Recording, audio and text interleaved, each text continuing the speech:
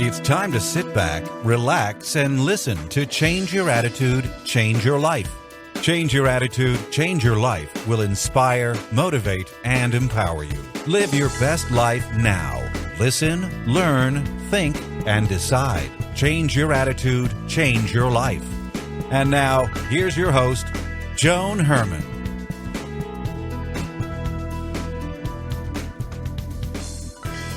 Welcome to Change Your Attitude, Change Your Life. You're listening to us in your neighborhood from coast to coast and around the world. Thanks for tuning in. I'm Joan Herman, author, speaker, and your host. Change Your Attitude, Change Your Life brings you interviews with some of the most inspirational and influential people in the world. It's our goal to educate and empower you so you can live your best life now. Thank you for taking time for yourself, and thank you for letting us be a part of your life. We have another great show for you today. Today's guest, Dr. Kelly Turner, has spent more than a decade researching cases of cancer healing of people who were supposed to die. Dr. Turner is a researcher and psychotherapist whose focus is on the radical remission of cancer. Welcome, Dr. Turner. Thanks for joining us today. Thanks so much for having me, Joan. Doctor, for me, your work is extremely personal. I lost my father, my brother, and my sister to cancer. So I'm really happy that you're here. I know that radical remissions occur all the time, and I'm happy that you've compiled your research findings to give us another weapon in our fight against cancer. And I agree when you say that we should learn from people who've won the battle, because to me, there is so much more to fighting cancer than just chemotherapy. Absolutely. I'm the first one to say that I'm not against Western medicine. I'm not against chemotherapy, surgery, or radiation. But I am trying to figure out how we can get over this disease called cancer. So I'm looking for any ways that are working. And what I found in my research is that no one was studying these people who got well outside of Western medicine.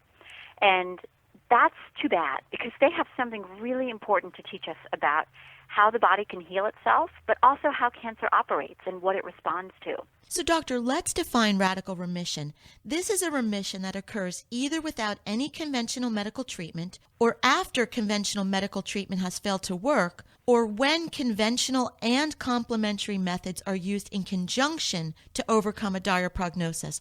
So this is basically people that no one really expected to survive. Exactly. It's when someone survives cancer against the odds, when they beat the statistics. So obviously doctors don't expect people to get well if they don't use chemotherapy at all. Mm-hmm. So that's beating the odds. When doctors send someone home on hospice and say, we've done all we can, and then they turn it around, those people are also beating the odds. And then we have the third category of radical remission, which is, for example, someone who's diagnosed with pancreatic cancer.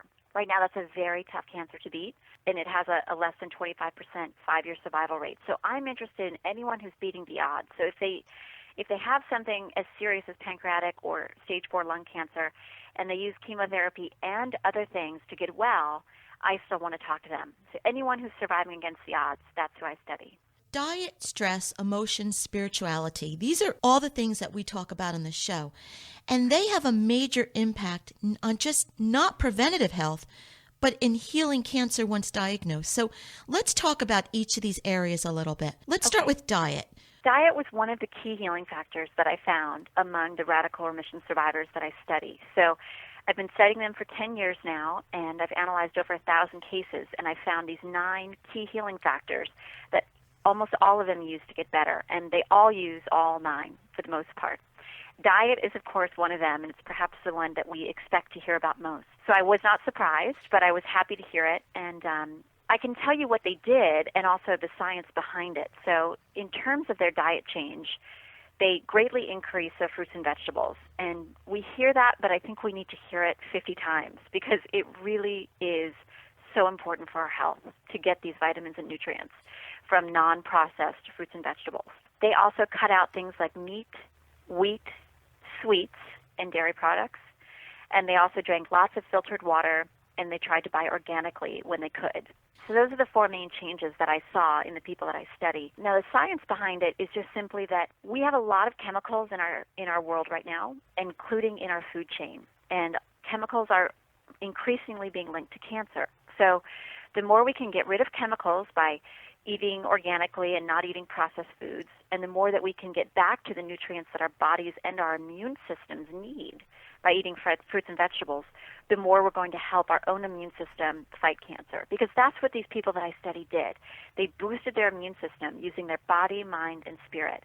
It's our immune system that knows how to naturally fight cancer. I remember when my father was diagnosed with lung cancer, I was doing a lot of research, and I remember reading something that the average person really gets cancer cells every year, but it's our immune system that's able to fight that off. Is that correct? It's not just every year. It is correct, Joan. It's every day.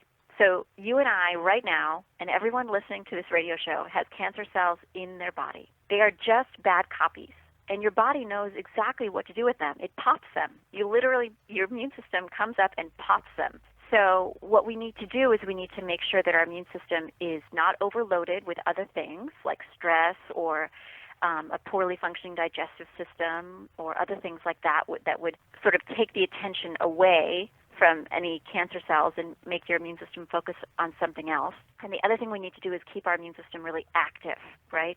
So cancer cells can be good at hiding. They can put up a chemical mask.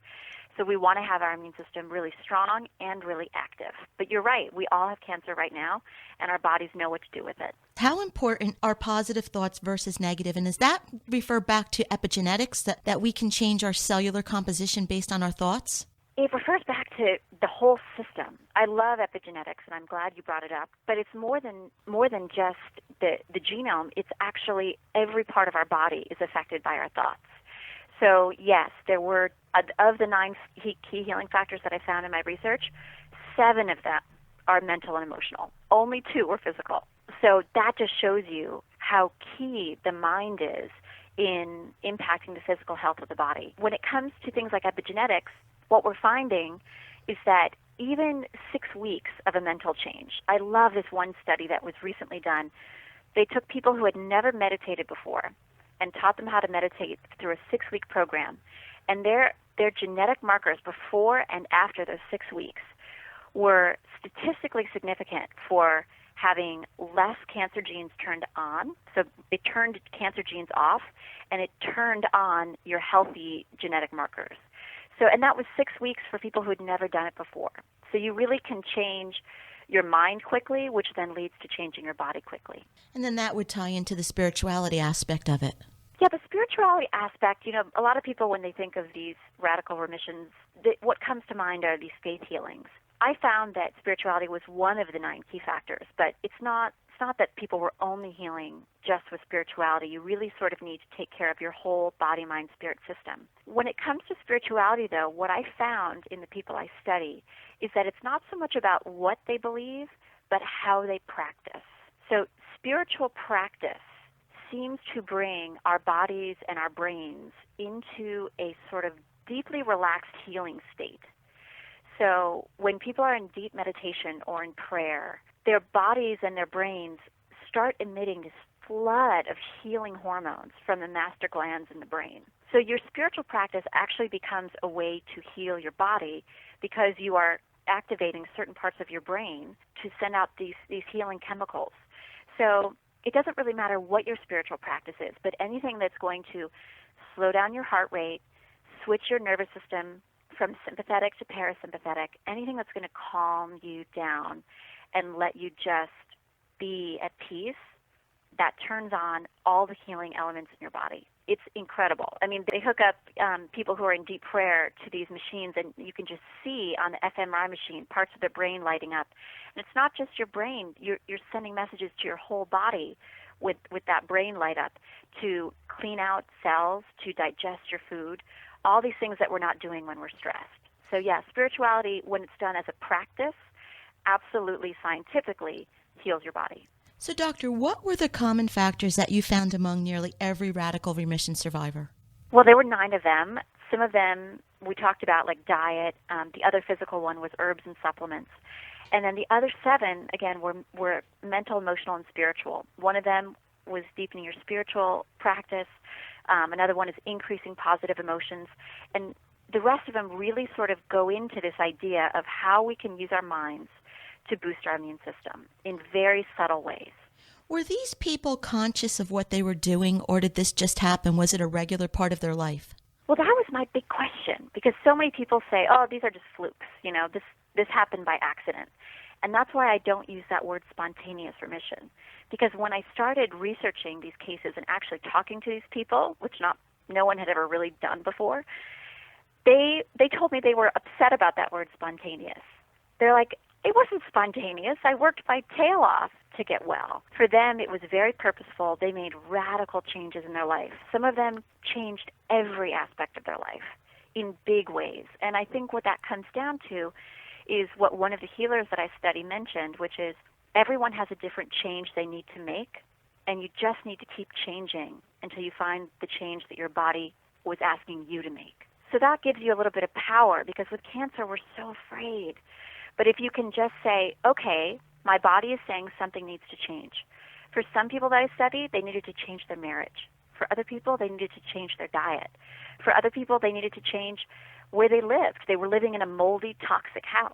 So the idea is just keep changing. But yes, these changes are definitely intentional and purposeful.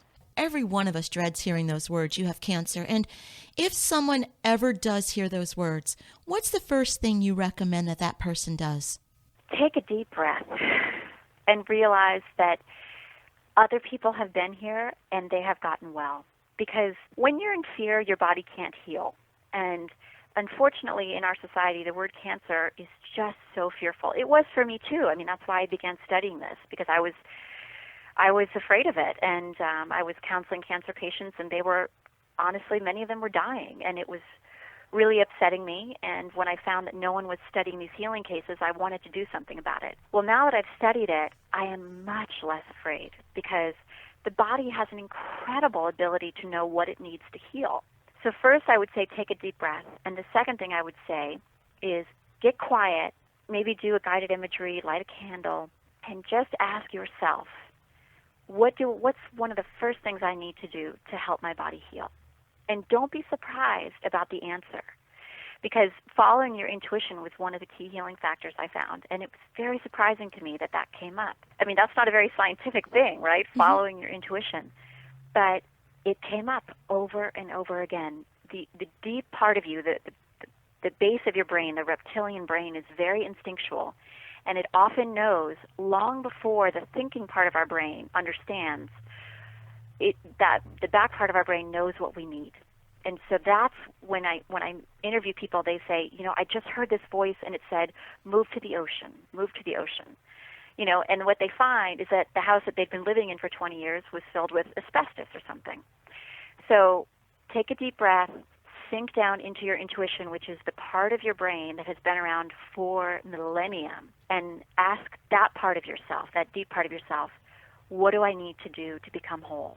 In everything that we're talking about today, I want our listeners to really understand that it's not an either-or type of thing. As you said, if you're going through traditional treatments and you eat a proper diet, you manage your stress, you work on your positive thoughts, that really gives your body a fighting chance and an additional bonus. I have a friend who, when she battled breast cancer, she did everything you're talking about, and her doctors told her that she was able to tolerate the chemo and the treatment better than any other patient they've ever seen.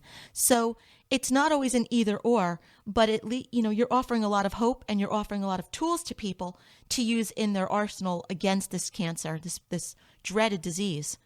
Right, absolutely. This is not an either or. These are actually 9 healing factors. So they can help you heal if you're doing chemo and surgery and radiation. They can help you heal if those things have done all they can. They can even help your body prevent cancer because it strengthens your immune system. So this is a way to help engage your body's healing systems, and you can use that at any stage of the process. And we're talking about cancer, but this will help your body heal basically any disease. Absolutely, because there's so much that the immune system can do if we give it the right chemicals and the right support that it needs. And we do that not only through diet and what we breathe and what we put on our skin, but also through what we think. Because what we think and how we feel puts chemicals into our bloodstream instantly and in huge amounts. The book is Radical Remission, Surviving Cancer Against All Odds by Dr. Kelly Turner. If you'd like more information, you can visit her website, drkellyturner.com. We'll be right back.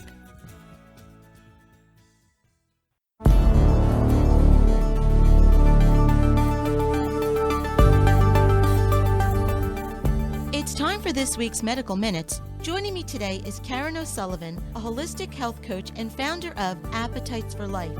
Karen supports women who want a positive connection with food and with themselves, and she encourages them to adopt a mindful eating approach to food. Welcome, Karen. Thanks for joining us today. Thank you for having me. Karen, as the weather turns nicer, many of us start thinking about putting on shorts and bathing suits, and we have that dreaded rush to try to get the weight off. So, in your opinion, why do diets fail? Where do they fall short? Well, this is such an important question to address, Joan. I mean, I have so many clients coming to me who have been on and off diets and very frustrated that it just hasn't worked for them. I tell them that diets don't work because they don't take into account the unique person that you are. You know, every person has different needs. They have different genetic makeup, different cravings, different background, different ancestry. And what may have worked for your friend may not work for you. You need to honor your individuality. Another reason is that a diet is usually about deprivation. And depriving yourself of a certain food or group of foods, like diets such as the no-carb or low-carb or high-protein or low-fat, that deprivation usually keeps that food on your mind. So you end up craving that food later on, or even worse, binging on it. So, Karen, what does it mean for us to honor our individuality? Why is this an inside job? I really love this question because we don't give our bodies enough credit. As I said before, we all have different needs. So cutting back on carbs may cause someone to lose weight, while it may pack on the pounds for another. To honor your individuality is to recognize what your body craves or needs to achieve health and balance. And to honor your body is to appreciate and love yourself for who you are. When we don't feel right, we assume that something went wrong or that we are abnormal, and that condition, illness, or discomfort is beyond our control. But that discomfort or weight gain or illness is usually a sign from your body that something is out of balance. So it is important to develop an individual program and make lifestyle changes that work for your mental, emotional, and physical health. Most importantly, don't compare yourself to others, but love yourself unconditionally for who you are. Karen, how can we monitor our reaction to certain foods? Should we be keeping a journal? You know, many people are unaware that what they eat affects how they feel. So eating the wrong foods can cause digestive problems like gas or bloating or constipation, or even emotional or mood issues like depression or irritability. So eating foods that don't support our bodies can also lead to more complex diseases like irritable bowel syndrome, diabetes, or even cancer. So yes, checking in with your bodies and monitoring your reaction to certain food is critical. And one of the best ways to do that is to keep a journal or a food diary. I usually ask all my clients to start one in the beginning of our programs. And this allows them to link together what they eat and how they feel. You also start to notice connections. For instance, when I eat French fries, I feel bloated and gassy. Or eating meat makes me feel full or heavy. So by journaling, we invite awareness into our lives, and that is a very powerful tool. Something I learned by journaling as well is sometimes we don't even realize how much we actually do eat. We tend to say, oh, I only had this. But when you log everything you put in your mouth, at the end of the day, sometimes it's very surprising. Absolutely. So, Karen, in your opinion, what should we be eating every day? This is the most popular question I'm asked. When you tell anybody you're a health coach or have anything to do with nutrition, this is the first question they ask. What should I be eating? Especially this time of year when people become more weight and more health conscious. Mm-hmm. You don't need a complicated formula to eat healthy. All you have to do, I'll give you 3 steps of what I usually recommend. Simply, 1, honor your individuality, as I said before, because everyone needs a different combination of nutrients. And as a health coach, one of the most important things that I teach my clients is how to recognize what their body needs. 2, eat primarily a whole foods diet, limiting processed foods and sugar. If you focus on real food, you will get real results. And if your body is given the right nutrients, it will find balance. I advise my clients usually to use the 50% rule. 50% of your plate is vegetables, including at least 1 leafy green, because leafy greens are so important to include in your diet. About a quarter is protein, either vegetarian or meat-based, and the other quarter is a starch. But if you are someone who doesn't want to eat meat, or you have to watch your starch intake, for example, then you have to modify that to fit your body's needs. but vegetables should always be the largest portion. The third important thing is to drink plenty of water. Drinking water throughout the day is critical. Water should be your main drink, and not only keeps you hydrated, but it also helps to flush out toxins and fat, getting you ready for the swimsuit season. Karen, thank you so much for being here with us today. It's been a pleasure having you here, and if our listeners would like to get more information, visit Karen's website, appetitesforlife.com. We'll be right back. Winter is finally over. Are you ready for the beach? If not, consider the HCG diet. Hi, I'm Dr. Lynn Corrigan. HCG is a hormone that is produced in large quantities in pregnancy. Dr. Simeons found that a combination of small doses of the hormone and a low-calorie diet cause the body to release abnormal fat. This is outlined in his manuscript, Pounds and Inches, A New Approach to Obesity. This diet is not new. It's been around for over 30 years. HCG is unique because it causes the body to lose its abnormal fat first, that fat which is on your hips, thighs, and belly, while preserving the normal fat so your face doesn't look too thin. It reshapes your body. With HCG, your body releases 1,500 to 4,000 calories per day into the bloodstream, so you have the benefit of those calories. And it is fine for both men and women. In the diet, you are eliminating gluten and dairy, so many people find that their allergies and aches and pains go away too. This diet allows your body to detox, and many experts feel that this detox then resets your hypothalamus and restores your metabolism. Other benefits include increased energy, better sleep, and a general feeling of well-being. Some women report that their menopausal symptoms improve also. For more information, call 201-487-4600 or visit us on the web, theactivecenter.com. Live well and be well. I'm Dr. Lynn Corrigan. Seems like we've been inundated over the past 6 months with rampant cyber theft. Target, Neiman Marcus, Yahoo, and even mysterious $9.84 credit card charges. Unfortunately, in the world we live in, this is most likely to be the norm going forward and not just a blip on the radar. Hi, I'm Rafi Jimgochin from Triada Networks, a small business computer support company in northern New Jersey. So how can you stay protected online? Well, there's no way to be absolutely positively 100% safe, but taking these 9 steps, you'll be safe as possible. Only shop on secure websites. Before you type in your credit card into a website, ensure it is secure. Look for the HTTPS in front of the address bar of your web browser when you're checking out. Avoid financial transactions over public Wi-Fi. You can't guarantee that free or shared Wi-Fi access is secure. Okay to connect for browsing the web, but avoid financial transactions on these. Use a secure network for financial transactions. Protect your computer with a firewall, antivirus, and anti-spy software. Set up banking alerts for unusual large transactions. Ask your bank to notify you of any suspicious or large transactions. Use credit cards instead of debit cards. Most credit cards offer better fraud protection, plus if the money is stolen from a debit card, it's already left your bank account. Pick longer passwords or use phrase acronyms and keyboard combinations. Never use repeat passwords or words in the dictionary for your financial accounts. Never directly answer or respond to an email from your bank. Criminals have become very adept at appearing that they are your financial institution when they're not. Never rely on links and emails to access your financial accounts. Go to the website directly. Install available security updates on your computer, smartphone, and tablets. Many cybercrimes target known security holes on your computing devices. Stay up to date to stay secure. And finally, check your bank balances and statements regularly. Good old-fashioned visual checks on your balances and a scan of your transactions are the best practice to be sure that nothing has slipped through the cracks. Remember, when your technology isn't working, your business isn't either. Visit us at triadanet.com.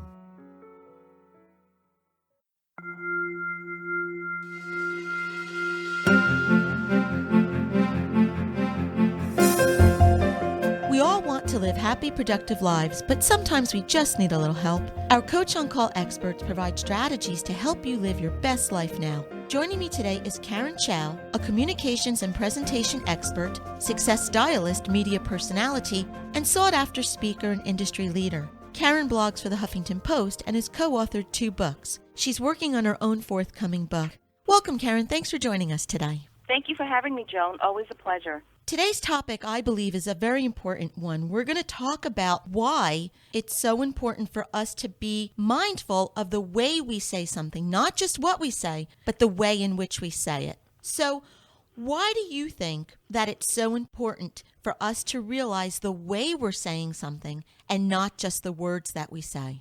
I think it's really important how you say what you say, because it's really about making people feel comfortable and drawn to you, and that's where communication starts. So people remember 10% of what you say and 90% of how you made them feel.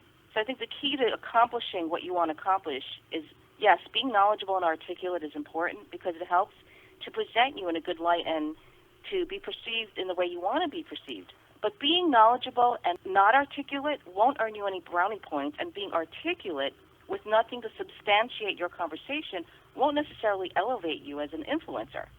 I mean, there are plenty of intelligent, unintelligible people. And there are a lot of great talkers who love to talk about the weather. So it's more about how you make people feel. So in terms of influence, how can you use what you say to persuade or convince people? Well, let's first break down the why. It's important to know the why because of the psychology behind it.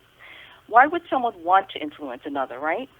The end goal is to get them to your side, to get them to see your point of view, which means you have to come across as authentic if you want to elicit a specific reaction or a response to your question or statement.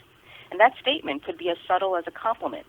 To open the floodgates of influence, you have to start somewhere, so why not simple? So let's say, as an example, an associate of yours just had a promotion, right? And you want to know what they did to earn the promotion. So you might say something like, "Congratulations, I heard someone got a promotion." Now, do you think that would warm them up to you, or this one? "Congratulations, I heard someone got a promotion." You see, sometimes it's a small thing that counts. It could be as simple as a tweak of intonation that makes all the difference. In other words, caress your words. I love that word, caress. Caress your words. Karen, what do you think happens when someone in a business setting uses the intonation like you used in your first example? Do you think that it hinders someone's success? I think it can, because if the other person senses something in your intonation that can rub them the wrong way, it's all how they perceive it. So if you learn to be more intuitive and keen and sharpen your senses on how you deliver your words, that can greatly influence another person's impression of you. Karen, thank you so much for being here with us today. As I said in the beginning, this is a very important topic. We're so focused on what we say, and often we really don't pay attention to the manner in which we say it. So thank you for a wonderful reminder. If you'd like to get more information about Karen, you can visit her website, KarenChow.com. That's CarenChow.com. Thank you for joining us today. We hope you found the show informative. At Change Your Attitude, Change Your Life, we believe that knowledge is power. Take what you've learned, apply it, and live your best life now. Remember that the information provided are the opinions of our guests and should never replace the advice of a professional who knows your personal situation. If you'd like more information, visit our website, CYACYL.com. That stands for Change Your Attitude, Change Your Life. While on the site, listen to past shows on demand, read the digital magazine, take part in the book club, and be sure to follow the show on Facebook and Twitter. Until next time, this is Joan Herman. Thanks for tuning in.